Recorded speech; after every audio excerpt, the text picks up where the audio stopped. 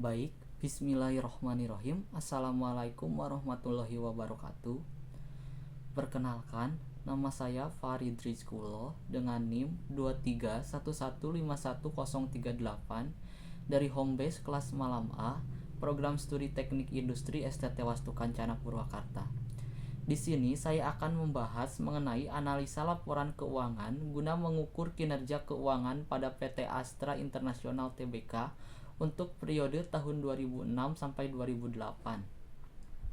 Namun sebelum kita beranjak lebih lanjut, apa sih laporan keuangan itu? Laporan keuangan merupakan catatan berisi informasi keuangan di suatu masa akuntansi yang nantinya dipakai dalam menggambarkan hasil kinerja perusahaan. Dan terdapat juga beberapa jenis-jenis laporan keuangan. Yang pertama ada neraca, kemudian laporan laba rugi, laporan perubahan posisi keuangan atau arus kas, dan yang terakhir adalah laporan perubahan modal. Hanya saja jenis laporan yang akan kita analisis sekarang hanya dua, yaitu laporan neraca dan laporan laba rugi. Kita langsung saja. Untuk jenis laporan yang pertama yaitu laporan neraca. Di berikut adalah contoh dari neraca konsolidasi yang berakhir pada tanggal 31 Desember PT Astra International Tbk dalam satuan miliar rupiah, di mana di sini ada tabel aset dan tabel kewajiban plus ekuitas, di mana di aset terdapat aset lancar yang di dalamnya ada kas dan setara kas, investasi jangka pendek, piutang usaha bersih, piutang pembiayaan bersih, bersediaan, dan aset lancar lainnya. Kemudian yang kedua ada aset tidak lancar, di dalamnya terdapat piutang pembiayaan, investasi pada perusahaan asosiasi, aset tetap, dan aset tidak lancar lainnya. Sehingga didapat jumlah aset seperti yang ada di gambar. Kemudian di dalam kewajiban terdapat kewajiban jangka pendek yang di dalamnya yaitu hutang usaha, pinjaman jangka pendek, bagian jangka pendek dari hutang jangka panjang, dan kewajiban jangka pendek lainnya.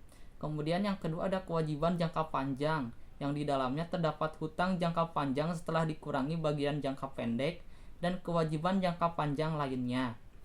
Kemudian selanjutnya ada hak minoritas. Hak minoritas adalah hak yang dimiliki oleh anak perusahaan dan tidak dapat diakui oleh perusahaan induknya. Kemudian selanjutnya ada di bagian ekuitas, di dalamnya terdapat modal saham, tambahan modal disetor, selisih penilaian kembali aset tetap, perubahan ekuitas anak perusahaan, saldo laba yang sudah dicadangkan dan yang belum dicadangkan.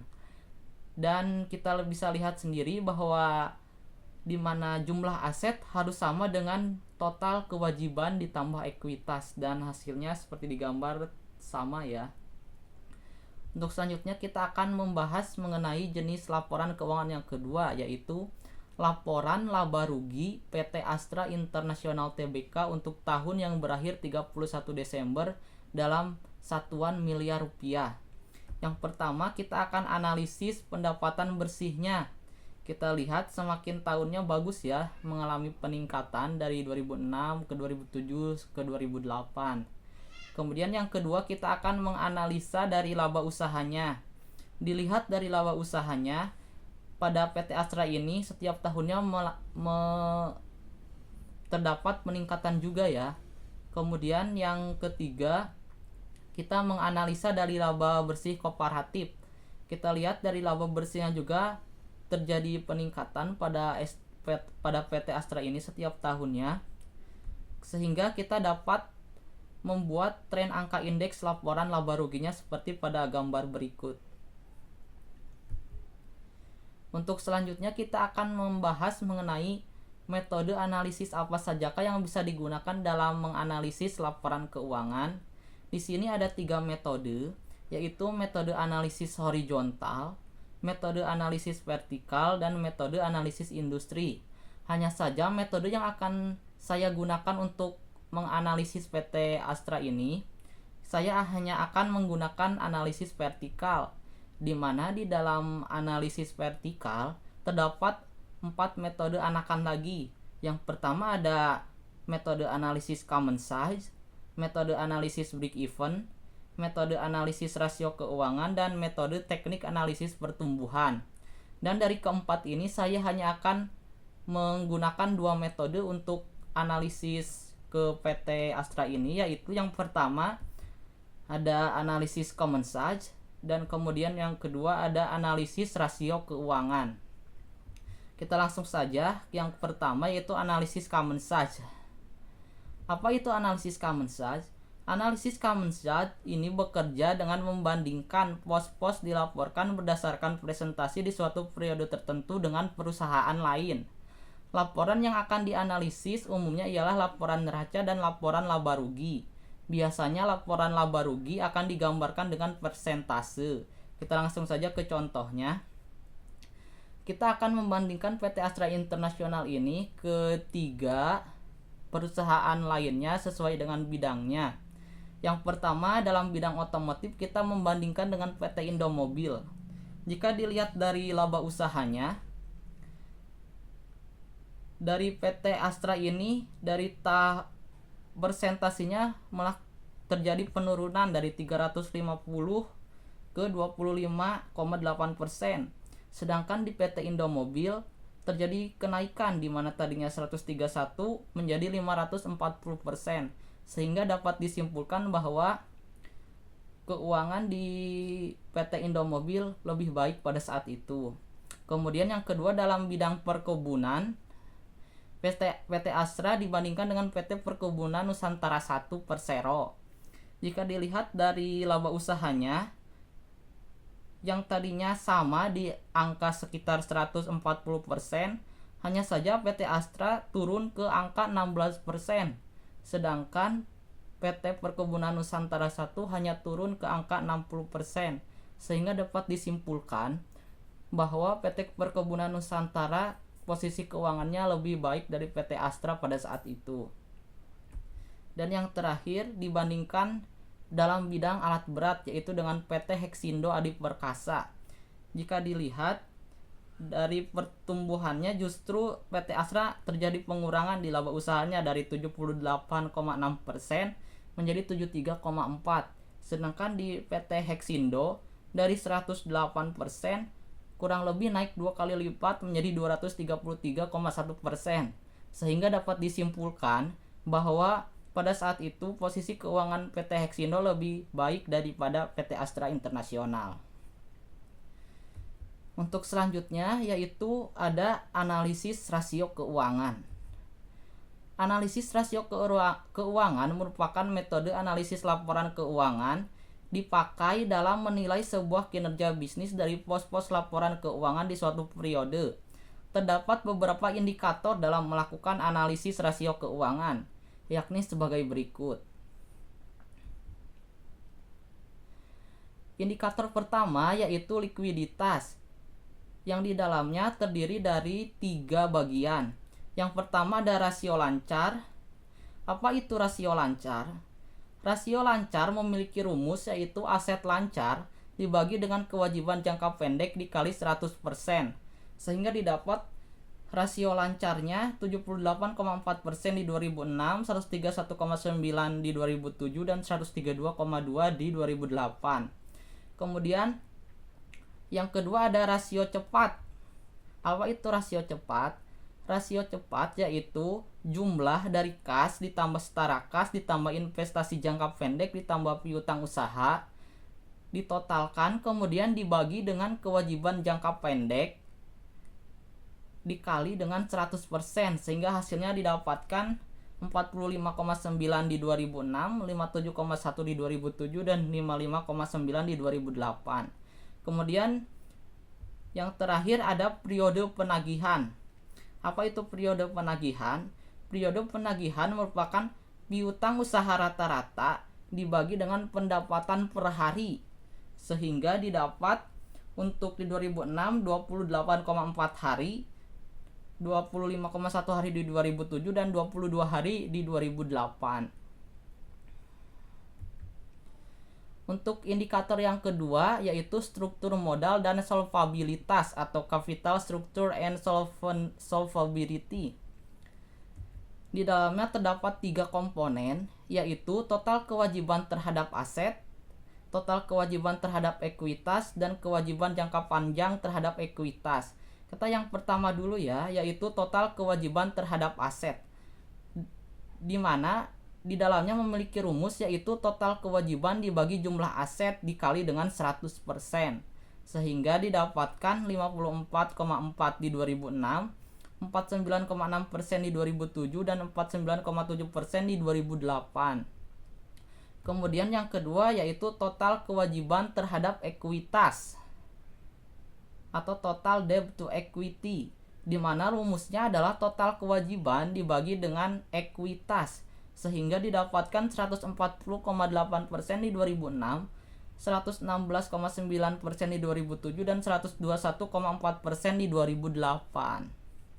Dan yang ketiga yaitu kewajiban jangka panjang terhadap ekuitas, di mana rumusnya yaitu kewajiban jangka panjang dibagi dengan ekuitas dikali 100%, sehingga didapat 51,1% di 2006, 37,7% di 2007, dan 40,1% di 2008. Indikator yang ketiga yaitu ada tingkat pengembalian atas investasi atau return on investment atau ROI ya.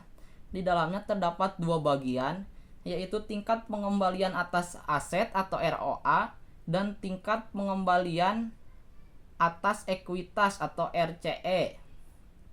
Yang pertama yaitu tingkat pengembalian atas aset memiliki rumus yaitu laba bersih dibagi dengan rata-rata total aset, sehingga diperoleh 6,2% di 2006, 10,7% di 2007, dan 12,7% di 2008. Kemudian yang kedua ada tingkat pengembalian atas ekuitas biasa, di mana di dalamnya memiliki rumus yaitu laba bersih dibagi dengan rata-rata ekuitas pemegang saham dikali dengan 100%, sehingga didapat 16,6% di 2006, 24,2% di 2007, dan 27,8% di 2008. Kemudian di indikator yang keempat ada kinerja operasi atau operating performance, yang dimana di dalamnya terdapat 4 macam komponen. Yang pertama ada margin laba kotor, di mana rumusnya adalah pendapatan dikurangi beban pokok pendapatan dibagi dengan pendapatan tersebut dikali dengan 100%, sehingga didapat 21,8% di 2006, 23,5% di 2007, dan 22,4% di 2008. Kemudian yang kedua ada margin laba usaha. Margin laba usaha memiliki rumus yaitu laba usaha dibagi dengan pendapatan dikali 100%, sehingga 9% di 2006, 12,1% di 2007, dan 12,2% di 2008. Kemudian yang ketiga ada margin laba sebelum pajak, di mana rumusnya adalah laba sebelum pajak penghasilan dibagi dengan pendapatan dikali dengan 100%, sehingga didapatkan 10,6% di 2006, 15,2% di 2007, dan 15,8% di 2008. Dan yang keempat atau yang terakhir yaitu margin laba bersih, di mana di dalamnya terdapat rumus yaitu laba bersih dibagi pendapatan dikali dengan 100%, sehingga didapat 6,7% di 2006, 9,3% di 2007, dan 9,5% di 2008. Dan indikator terakhir yaitu indikator pemanfaatan aktiva atau asset utilization, yang di dalamnya terdiri dari 5 komponen. Yang pertama ada perputaran kas, yaitu rumusnya adalah pendapatan dibagi dengan rata-rata kas dan setara kas, sehingga didapatkan 11,7 kali di 2006, 11,2 kali di 2007, dan 11 kali di 2008. Kemudian yang kedua ada perputaran piutang usaha. Perputaran piutang usaha ini ditentukan oleh perusahaan itu sendiri. Semakin kecil perputarannya maka akan semakin baik kondisi keuangannya. Kemudian yang ketiga ada pendapatan terhadap persediaan, di mana rumusnya yaitu pendapatan dibagi dengan rata-rata persediaan, sehingga didapatkan 13,9 di 2006, 16,4 di 2007 dan 14,7 kali di 2008. Kemudian yang keempat yaitu perputaran total aset, di mana rumusnya adalah pendapatan dibagi dengan total aset, sehingga didapat 1 kali di 2006, 1,1 kali di 2007 dan 1,2 kali di 2008. Dan yang terakhir yaitu perputaran aset tetap, di mana rumusnya yaitu pendapatan dibagi dengan aset tetap, sehingga didapatkan 4,2 kali di 2006, 4,9 kali di 2007 dan 4,7 kali di 2008. Sehingga dari hasil analisis rasio tersebut kita dapat menghasilkan hasil penelitian atas penilaian kinerja keuangan pada PT Astra International Tbk, di mana dalam bentuk ikhtisar rasio keuangan, yaitu caranya dengan menggabungkan hasil analisis yang telah tadi kita hitung ke dalam satu tabel seperti contoh gambar berikut ini. Nah, kita langsung masuk.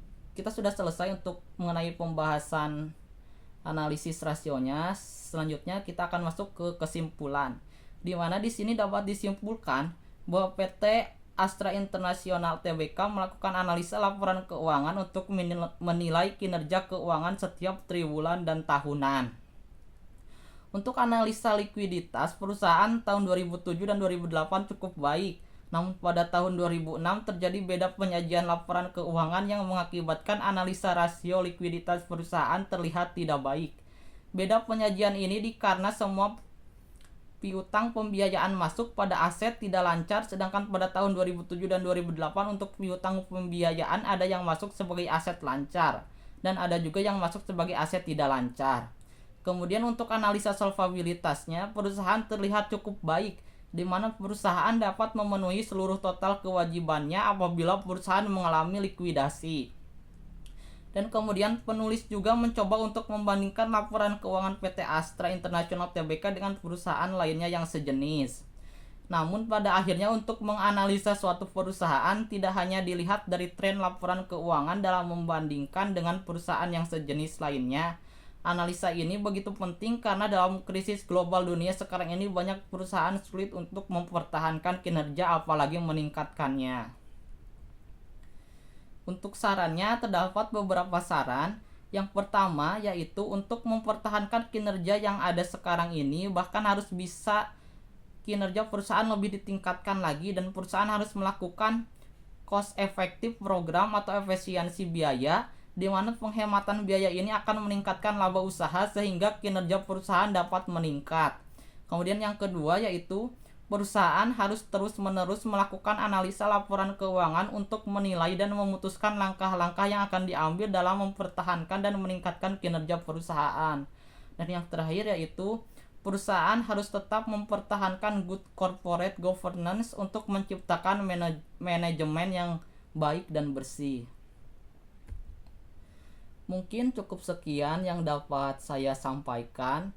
Kurang lebihnya mohon maaf apabila ada kekeliruan dalam materi yang sudah saya sampaikan. Wabillahi taufiq wal hidayah. Wassalamualaikum warahmatullahi wabarakatuh.